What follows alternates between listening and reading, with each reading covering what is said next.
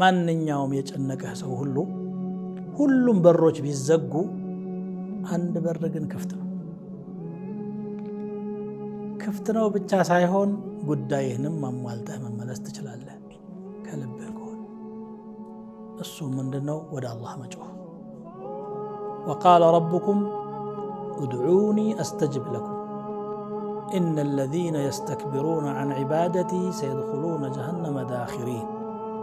ጌታችሁ እኔን ጥሩኝ ምላሽ ሰጣችኋለሁ ብሏል እኔን ከማምለክ የሚኮሩ ሰዎች ተዋርደው ጀሃነም ይገባሉ ይላል وإذا سألك عبادي عني فإني قريب أجيب دعوة الداع ባሪያዎቼ ስለኔ የሚጠይቁህ ከሆነ ቅርብ ነኝ እኔ እንዱ በጣም ሩቅ ሆንኩ አይምሰላቸው የተጣሪን ጥሪም እቀበላለሁ ይላል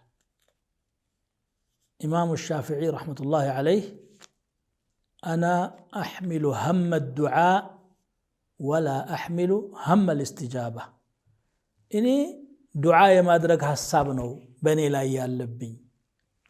دعاوني ما ساكات جنكت يالبين وسي جيتا ولا يا الله سبحانه وتعالى نو ملونو يقل صوت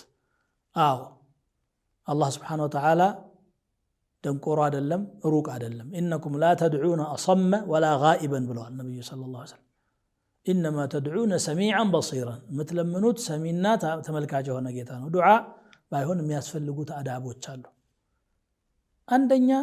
አላህን ለምኛ አላጣም የሚል ቁርጠኛ አቋም ሊኖርህ ይገባል ደሞ አታጣም الجزم بالإجابة ሁለተኛ ትህትና ይፈልጋል ለማኝ እንደ ቀማኛ አይፎክርም ادعوا ربكم تضرعا وخفية إلى بمتنانسنا يا لمتمت بلا سبربر بلا ነው የምትለምነው ሰው እንኳን ሲለምን እንዴት ትህትና ያስፈልገዋል ሰው ከሰው ሲለምን ማለት ነው እንጂ ግርጭርጭ ሆኖ እየተሳደበ አይለምንም ስለዚህ ትህትና ያስፈልጋል ተዋዱዕ ያስፈልጋል ሌላው ባንተና በአላህ መካከል ምስጥር አርጋት ወኹፊየተን ነው የሚለው የነብዩ አላህ ዘከርያን ዱዓ ሲናገር اذكر في الكتاب عندنا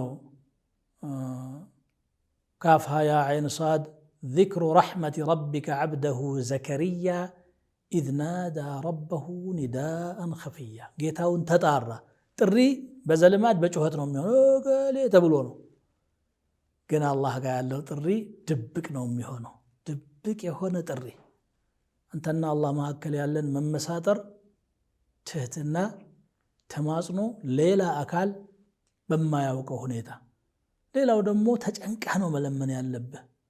أما يجيب المضطر إذا دعاه ويكشف السوء يتزناقنا استغفر الله العظيم ولاجنا من نارقونه إن الله لا يقبل دعاء من قلب غافل لاهن يزنقا يتتعللك وهنا قلب لا الله دعاء يقبلم قالوا رسول صلى الله عليه وسلم الناس سامانا انهم يقبلوا ما مضطر هنا يتجنق تماصنه ውስጥ የገባን ነው ويكشف السوء ችግርንም ያስወግዳል እንደው ችግሮች ሁሉ መፍትሄ የላቸውም ብለን ችግር የለውም ከማንም አካል ተስፋ መቁረጥ እንችላለን ፍጡር ነውና በሩን ዘጋ ነው አቅምም ላይኖረው ይችላል ክፋትም ሊኖረው ይችላል ግን ፈጣሪ አንደኛ ስጦታው አያልቅም يمين الله ملأ لا تغيضها نفقها النبي صلى الله عليه وسلم يا الله كان يجي ملونات ملقس اغدلاتم ارايت كم انفق منذ خلق السماوات والارض سماواتنا مدرن كفتره بኋላ ምን ያህል እንደለገሰ እንደው አስተውለህ ታውቃለህ ይላል ይሁሉ ለግሶ ምንም አልጎደለም አጣኡሁ ከላም ወመንዑሁ ከላም ሲሰጥም ቃል ነው የሚናገረው ሲከለክልም እንደዚሁ ኩን ነው የሚለው ማለት ነው ስለዚህ እንዲህ አይነት ተዝቆ ማያልቅ ድልብ ያለው ጌታ ረብ العالمين እያለ እንዴት ተስፋ ትቆርጣለህ እንዴት መሄጃ የለኝም ትላለህ አለ እንጂ መሄጃ እንደውም አማራጩ የተሻለው አማራጭ እሱ ነው ወደ አላህ መሸሽ ነው ስለዚህ ወንድሞቼ እህቶቼ በተለይ በዚህ በረመዳን ጾመኛ ሆናችሁ ዱዓ በሩ ክፍት ስለሚሆን ዱዓ ላይ ተሻሙ ያለፈው ወንጀላችንን አላህ እንዲምረን የወደፊት ሐያታችንን እሱ በሚወደው መልኩ እንዲያኖረን ሐላል ርዝቅ እንዲሰጠን ከሐራም እንዲጠብቀን ብቻ ሐጃ ቆጥረን አንዘልክም ባጭሩ በቁርአኑ እንደነገረን ربنا آتنا في الدنيا حسنة وفي الآخرة حسنة وقنا عذاب النار ጌታዬ በዱንያውም መልካሙን ስጠኝ ማይቆጠር ማለት ነው በአኺራም መልካሙን ስጠኝ ከሳት ቅጣት ማድነኝ ብለን ዱዓ ማድረግ ነው አላህ ይወፍቀን